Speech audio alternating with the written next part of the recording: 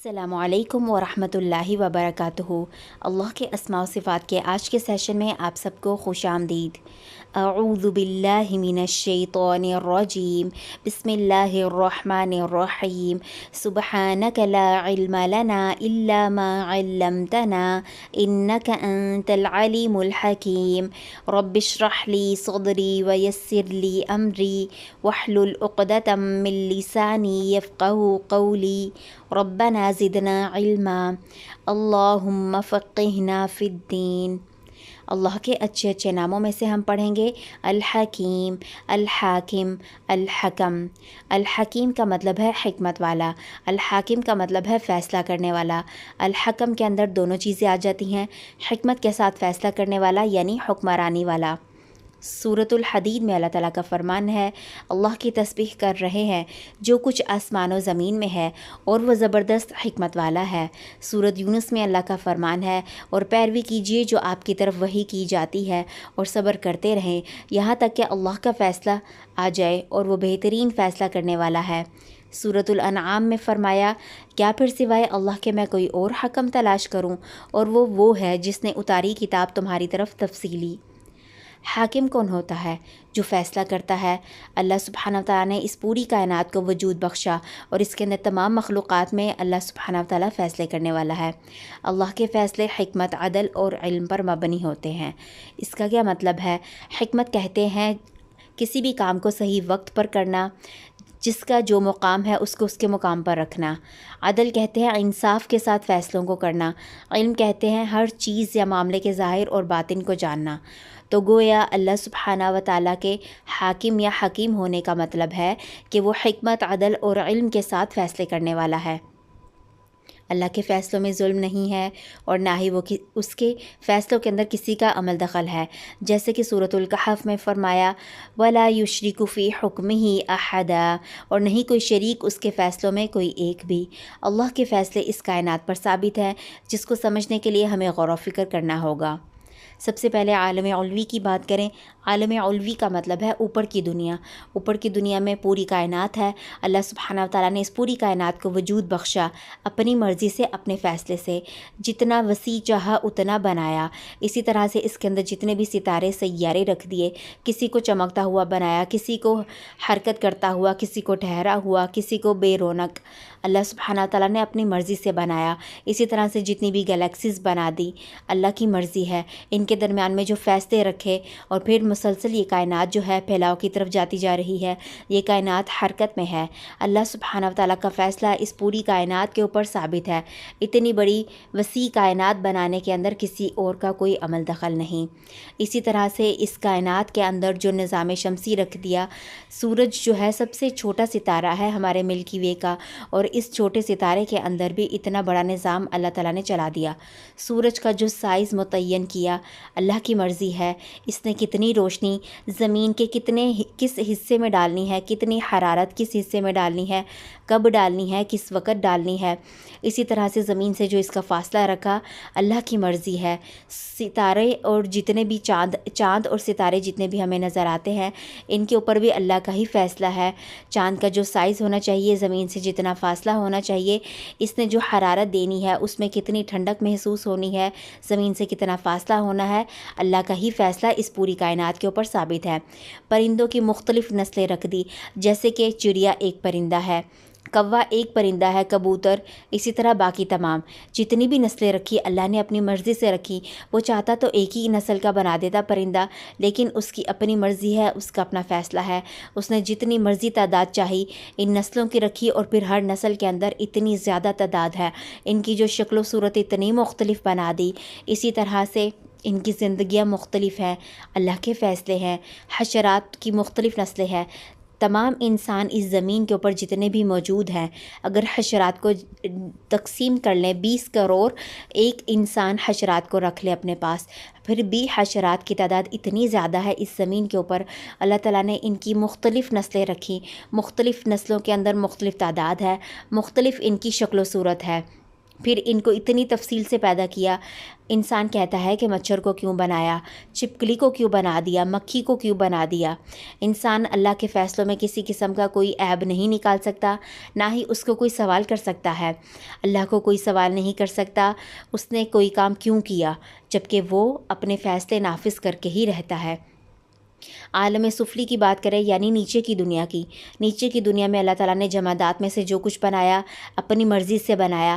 جمادات کی کتنی تعداد ہونی چاہیے, زمین کے کس حصے میں ہونی چاہیے, کون سے جمادات کو بالکل بنجر ہونا ہے, کس کو نباتات سے ڈھکے ہونا ہے, کس کو برف سے ڈھکے ہونا ہے, اس کا تعین کرنے والی اللہ کی ہی ذات ہے. اور کون سے نباتات نے خزانے اگلنے ہیں, جیسے کہ بہت سے جو جمادات ہیں جن کے اندر سے ہمیں نمک نکلتا ہوا ملتا ہے, اسی طرح سے لوہا ملتا ہے, جواہرات سونا ملتا ہے, اسی طرح سے بہت سے جو جمادات ہیں وہ لاوا اگلتے ہیں. اس کا تعین کرنے والی ایک ہی ذات ہے اللہ سبحانہ و تعالیٰ کی. اسی طرح سے پانی کو مختلف صورتوں میں رکھ دیا. وہ چاہتا تو ایک ہی طرح سے پانی کو زمین پر رکھ دیتا, لیکن اس کی قدرت کی دلیل ہے کہ وہ ہر چیز کرنے پر پوری قدرت رکھتا ہے. اس نے پانی کو برف کی شکل میں بھی رکھا, بہتا ہوا بھی رکھا, ٹھہرا ہوا بھی, اسی طرح سے بخارات کی شکل میں رکھا. پانی کے مختلف رنگ, مختلف ذائقے, مختلف فائدے ہیں. پانی کے اندر کی مخلوقات بالکل ہی مختلف رکھ دی اور مسلسل کثرت کے ساتھ ان کو پیدا کرتا چلا جا رہا ہے جن کے بارے میں انسان جانتا بھی نہیں. جہاں چاہا اللہ تعالیٰ نے پانی کو ختم کر دیا. جیسے کہ سورۃ ملک میں فرمایا, کہو کیا تم نے غور کیا اگر تمہارا پانی زمین میں دھس جائے تو کون تمہارے پاس بہتا ہوا پانی نکال کر لا سکتا ہے. یعنی پانی کے اوپر ٹوٹل اختیار اللہ تعالیٰ کا ہے. اسی طرح سے جہاں چاہتا ہے وہ پانی کو زیادہ بہا دیتا ہے اور وہ تباہی کرتا ہے سیلاب کی صورت میں. اس کے اوپر ٹوٹل فیصلہ اللہ سبحانہ و تعالیٰ کا ہے. جانوروں کو جو اللہ تعالیٰ نے رکھا, مختلف نسل کے رکھا, مختلف نسلیں, جیسے کہ گھوڑا ایک نسل ہے, بندر ایک نسل ہے, زیبرا ایک نسل ہے, شیر ایک نسل ہے. تو اتنی زیادہ نسلوں کے جانور اللہ تعالیٰ نے پیدا کر دیے. پھر ہر نسل کے اندر اتنی زیادہ تعداد ہے ان جانوروں کی. کچھ جانوروں کو انسان سواری کے لیے استعمال کرتا ہے, کچھ سے خوراک حاصل کرتا ہے, کچھ سے باقی زندگی کی ضروریات حاصل کرتا ہے, اور کچھ کا ویسے ہی شکار کرتا ہے. اللہ تعالیٰ نے رینگنے والے جانور رکھے. اللہ سبحانہ و تعالیٰ کا فیصلہ ہے, انسان جانتا بھی نہیں ہے کہ کیا کچھ اللہ تعالیٰ نے بنا کر اس کائنات میں رکھ دیا. اللہ سبحانہ و تعالیٰ کی تخلیقات کی انسان ڈسکوری ہی کر رہا ہے. تو اللہ سبحانہ و تعالیٰ کے فیصلے اس پوری کائنات کے اوپر ثابت ہیں. اس نے جو چاہا, جیسا چاہا, جہاں چاہا, جب چاہا پیدا کیا اور مسلسل پیدا کرتا چلا جا رہا ہے. پھر کون سے جانور کو پہاڑوں میں رہنا ہے, کون سے جانوروں کو صحرا میں رہنا ہے, کون سے جانور کو دوڑتے ہوئے ہونا ہے, کون سے جانوروں کو رینگتے ہوئے ہونا ہے, اس کا تعین کرنے والی, فیصلہ کرنے والی ذات اللہ کی ہی ہے. نباتات کو جو اللہ تعالیٰ نے رکھا زمین کے اوپر, نباتات کے ذریعے اس زمین کے اوپر جتنے بھی جاندار ہیں سب کا وجود برقرار ہے. نباتات کو مختلف شکل و صورت کا بنایا. پھر اسی طرح سے مختلف موسم میں مختلف نباتات اگتے ہیں, اللہ کا فیصلہ ہے. نباتات کو انسان اپنے گھر کی زینت بناتا ہے. اس کے مختلف رنگ ہے, وہ چاہتا تو ایک ہی رنگ کے بنا دیتا, لیکن اس کی قدرت ہے, اس نے سبز رنگ کے اندر بھی اتنی زیادہ ورائٹی رکھ دی. اسی طرح سے مختلف رنگ رکھ دیے نباتات کے اندر. پھر ان نباتات سے انسان جو سایہ حاصل کرتا ہے, اللہ سبحانہ و تعالیٰ نے کچھ نباتات کو بنایا ہی سایہ دینے کے لیے ہے, کچھ کو کھانے کی چیزیں اگانے کے لیے بنایا. کچھ نباتات جو ہے وہ پھل اگاتے ہیں, کچھ سبزیاں اگاتے ہیں. انسان گن بھی نہیں سکتا کہ کیا کچھ اللہ تعالیٰ مسلسل اگاتا چلا جا رہا ہے اور کیا کچھ اگا چکا ہے. جیسے کہ انسان گن نہیں سکتا کہ انسان نے اپنی زندگی میں کتنے سیب کھائے, کتنے آڑو کھائے, اسی طرح سے باقی انگور کتنے کھائے, کتنی سبزیاں کھائی. ایک انسان اپنی زندگی کا گن نہیں سکتا. تو اس کائنات میں جتنے بھی انسان آ کر جا چکے ہیں انہوں نے کتنے نباتات کو استعمال کیا اور کتنے اس وقت موجود ہیں, کتنے قیامت تک کریں گے استعمال. تو اللہ سبحانہ و تعالیٰ کی عظیم قدرت کی نشانی ہے, وہ اپنی مرضی سے جو چاہتا ہے, جہاں چاہتا ہے, جیسا چاہتا ہے, جس وقت چاہتا ہے پیدا کرتا ہے. اس کائنات کے اوپر اللہ تعالیٰ کا حاکم ہونا ثابت ہے. تو پھر انسان کے اوپر کس کی حاکمیت ہے؟ انسان کو اللہ نے سب سے اہم مخلوق بنایا ہے. انسان کو شعور دیا اپنی پہچان کے لیے, تمام مخلوقات پر فضیلت دے دی. انسان کی زندگی پر اللہ کے ہی فیصلے نافذ ہوتے ہیں. انسان کی پیدائش سے لے کر جس طرح سے وہ زندگی گزارتا ہے, موت تک کے سفر میں تمام کے تمام فیصلے اللہ کے ہی ہیں. کوئی انسان چاہ کر کہیں پر پیدا نہیں ہو سکتا, کہیں پر موت حاصل نہیں کر سکتا, نہ ہی دوسروں کو دے سکتا ہے، دوسروں کو پیدا کر سکتا ہے۔ ٹوٹل اختیار انسان کی زندگی پر اللہ کا ہے۔ اللہ کے فیصلے یاد رکھے حکمت، عدل اور علم پر مبنی ہے۔ انسان اپنی زندگی میں اعتراضات کرتا ہے یا پھر دوسروں کی زندگی میں اعتراض کرتا ہے، اپنے گزرے ہوئے کل میں یا پھر موجودہ میں یا آنے والے وقت میں اعتراضات کرتا ہے، بھول جاتا ہے کہ اللہ سبحانہ و تعالیٰ کے فیصلے میں ظلم نہیں ہے، اور وہ اس ہر انسان کو وہیں رکھتا ہے جس کا جو مستحق ہے۔ اللہ سبحانہ و تعالیٰ نے ہر فیصلہ جو ہے بہترین کیا ہے۔ انسان کو سمجھنے کی ضرورت ہے، پوری کائنات میں اللہ کے فیصلے غلط نہیں ہیں، تو کیسا ہو سکتا ہے کہ انسان کی زندگی میں غلط ہو؟ لیکن انسان نہیں سمجھتا۔ کیوں نہیں سمجھتا؟ اپنے محدود علم کے باعث، یا پھر کیا ہوتا ہے کہ انسان سمجھ جاتا ہے لیکن اپنی زبان سے تسلیم نہیں کرتا۔ بسا اوقات انسانوں کو اللہ تعالیٰ نے مختلف بنایا، مختلف شکل و صورت کا بنایا، مختلف عادتوں کا بنایا، جبکہ ہم سب کو اپنی مرضی کا دیکھنا چاہتے ہیں، اپنی مرضی کے مطابق زندگی گزارنا، چلنا پھرنا، اوڑھنا بیٹھنا، ہر طرح سے ہم اپنی مرضی کا چاہتے ہیں۔ ہم بھول جاتے ہیں کہ یہ اللہ کے فیصلے ہیں، اللہ نے ہی مختلف بنایا ہے، یہ اس کی بہت بڑی رحمت ہے۔ ہم امیجن کریں اس زمین کے اوپر تمام کے تمام انسان ایک جیسے ہوتے، ایک ہی شکل و صورت کے، ایک ہی عادت کے، تو پھر تو زندگی کا مقصد ختم ہو جاتا۔ تو یہ اللہ کی رحمت ہے، اس نے سب کو مختلف بنایا، ہمیں اس کو ایکسیپٹ کرنا ہے اللہ سبحانہ تعالیٰ کا فیصلہ سمجھتے ہوئے۔ اسی طرح سے مختلف شکل و صورت دی، انسان اپنی شکل و صورت میں، اپنی رنگت میں، ہر چیز میں عیب نکالتا ہے یا پھر دوسروں کے اندر عیب نکالتا ہے، بھول جاتا ہے کہ اللہ کے فیصلے جو ہے عدل پر مبنی ہے، حکمت پر اور علم پر۔ اللہ نے جس کو جہاں چاہا بہترین رکھا۔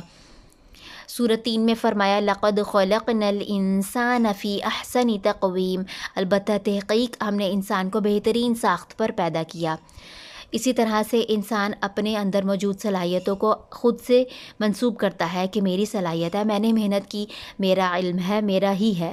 اسی طرح سے دوسروں کو کمتر سمجھتا ہے، یا پھر دوسروں سے اپنے آپ کو کمتر سمجھنے لگ جاتا ہے۔ دوسروں کے پاس اتنا علم کہاں سے آ گیا، کیسے آ گیا، صلاحیتیں کیسے آ گئی، اس کے پاس یہ صلاحیت ہے، میرے پاس نہیں ہے۔ انسان بھول جاتا ہے کہ اس کا تعین کرنے والی اللہ ہی ذات ہے، اسی کے فیصلے ہیں، اس نے جتنا جس کو چاہا اتنا ہی تقسیم کیا ان تمام رزق میں سے۔ اگر انسان اس بات کو ایکسیپٹ کر لے تو انسان کی کتنی زیادہ فرسٹریشن ختم ہو جائے کہ کسی کے پاس کوئی صلاحیت، کوئی علم کیوں ہے، میرے پاس کیوں نہیں ہے، یا میرے پاس ہے دوسروں کے پاس نہیں ہے۔ اسی طرح سے انسان نے اپنی کوشش ضرور کرنی ہے، ایسا نہیں ہے کہ انسان کوشش نہ کرے، کوشش کرتا رہے، لیکن باقی فیصلے اللہ کے ہی ہیں۔ انسان کے پاس جتنے بھی رشتے ہیں ان پر بھی اللہ کا ہی فیصلہ ہے، اسی کی حکمت ہے، اس نے اپنی حکمت سے جس کو جو رشتہ چاہا دیا۔ انسان اعتراض کرتا ہے کہ میرے پاس یہ بہن بھائی کیوں ہیں، یہ اولاد کیوں ہے، یہ زوج کیوں ہے، یہ ماں باپ کیوں ہیں، جبکہ بھول جاتا ہے کہ یہ اللہ کے ہی فیصلے ہیں اور یہی میرے حق میں بہتر ہے۔ مجھے وقتی طور پر سمجھ نہیں آ رہی، لیکن اللہ نے بہتر کیا ہے جو بھی کیا۔ پھر اللہ تعالیٰ نے وقتی طور پر حاکم بنایا ہوتا ہے۔ انسان سوچتا ہے اتنے ظالم شخص کو اللہ تعالیٰ نے حکومت کیسے دے دی، حاکم کیوں بنا دیا، یا پھر گھروں کے اندر ہمارے اوپر مسلط کیوں کر دیا اتنے ظالم شخص کو، یا پھر یہ تو یہ عہدہ ڈیزرو نہیں کرتا، اس کو یہ عہدہ کیوں دے دیا۔ اللہ سبحانہ و تعالیٰ ہر طرح سے انسان کو آزما رہا ہے، عہدہ دے کر بھی آزما رہا ہے، عہدہ لے کر بھی، اسی طرح سے دولت میں یا پھر رزق میں کمی کر کر یا زیادتی کر کے بھی اللہ آزما رہا ہے۔ جس کو جس حال میں رکھا اللہ نے بہترین رکھا۔ اللہ سبحانہ و تعالیٰ نے اس کا بھی جواب دیا۔ انسان سوچتا ہے دوسروں کے پاس رزق زیادہ کیوں ہے، دولت کیوں ہے۔ اللہ کا فرمان ہے سورۃ شورى میں، اور اگر اللہ بندوں کے لیے پھیلا دے رزق تو وہ زمین میں بغاوت کر دیں، مگر وہ اندازے سے اتارتا ہے جو وہ چاہتا ہے، بے شک وہ اپنے بندوں سے باخبر ہے اور سب دیکھنے والا ہے۔ یعنی اللہ کے فیصلے حکمت پر مبنی ہے۔ ہم کہتے ہیں ہم تو بغاوت نہیں کریں گے اگر اللہ تعالیٰ ہم پر اپنے تمام کے تمام رزق کھول دے، جبکہ ایسا نہیں ہے۔ اللہ ہم سے زیادہ جانتا ہے کہ ہم آنے والے وقت میں کیا کریں گے۔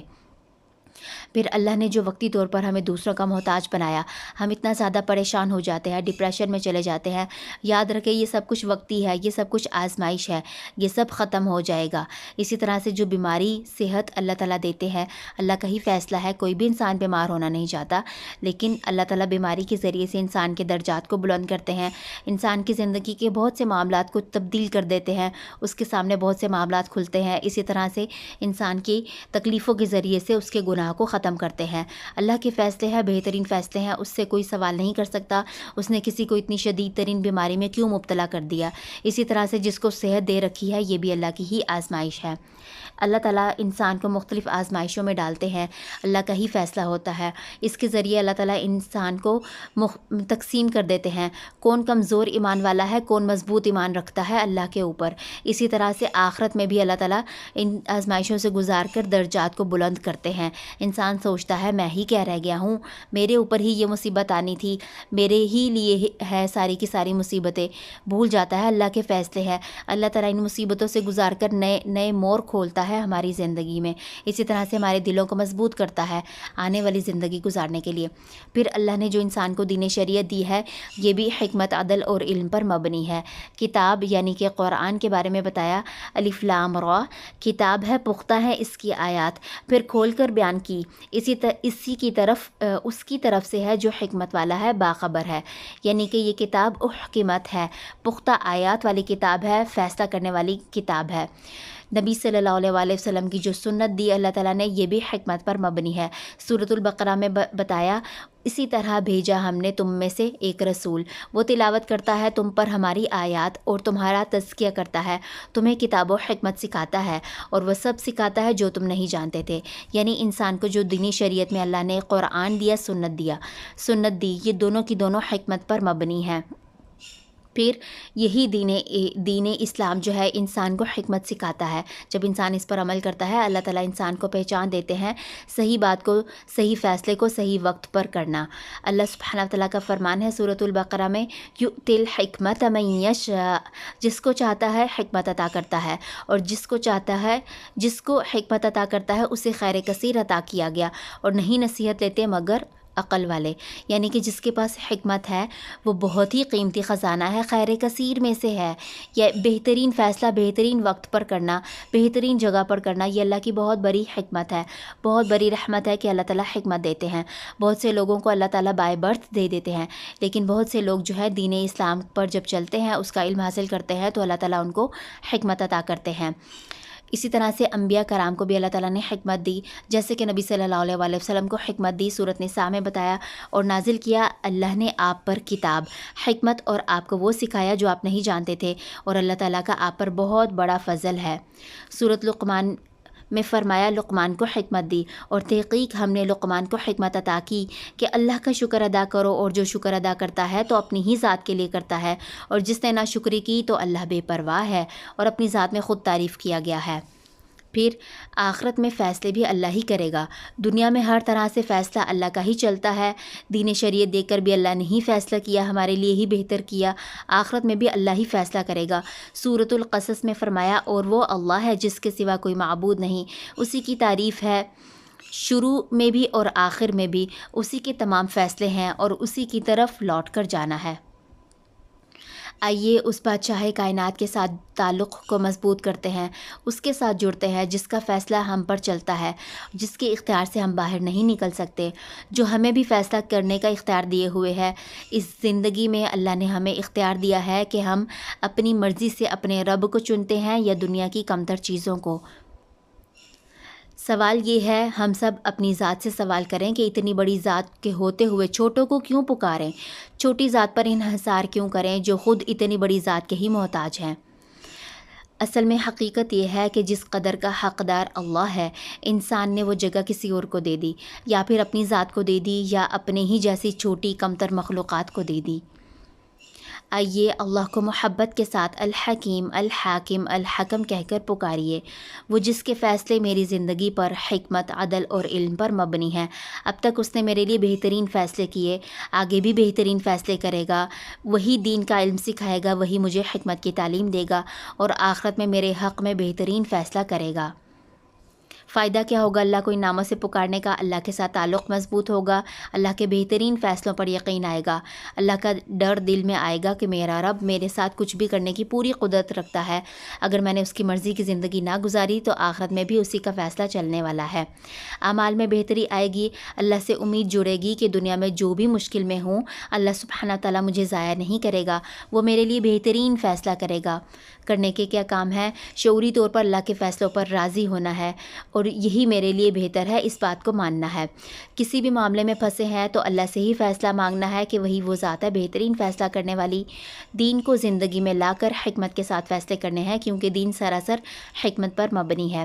لوگوں کے ساتھ عدل کا معاملہ کرنا ہے۔ اگر ہم چاہتے ہیں کہ ہمارا رب ہمارے ساتھ عدل اور حکمت اور علم کے ساتھ معاملہ کرے تو اللہ تعالیٰ سے اچھا گمان رکھنا ہے کہ وہی وہ ذات ہے جو مجھے کبھی ضائع نہیں کرے گا، جو میرے لیے بہتر ہوگا وہی وہ کرے گا میرے لیے۔ آخرت کو ذہن میں رکھتے ہوئے تمام کے تمام کام سر انجام دینے ہیں۔ مختلف دعائیں پڑھنی ہے، جیسے کہ ابراہیم علیہ السلام نے اللہ سے حکمت مانگی تھی، ربی حب لی حکمن والحقنی بالصالحین، اے میرے رب مجھے حکمت عطا فرما اور مجھے نیک لوگوں میں شمار کر۔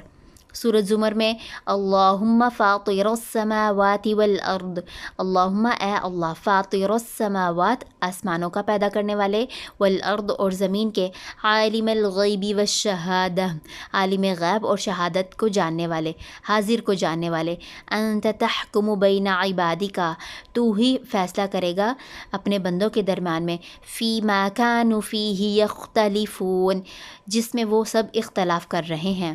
ان دعاؤں کو کثرت سے پڑھنا ہے۔ الحمدللہ، اللہ کے اس نام سے آپ نے جو کچھ بھی سیکھا ریفلیکشن میں ضرور شیئر کیجئے۔ سبحانک اللہم و بحمدک، اشہد ان لا الہ الا انت، استغفرک و اتوب الیک۔ السلام علیکم ورحمۃ اللہ وبرکاتہ۔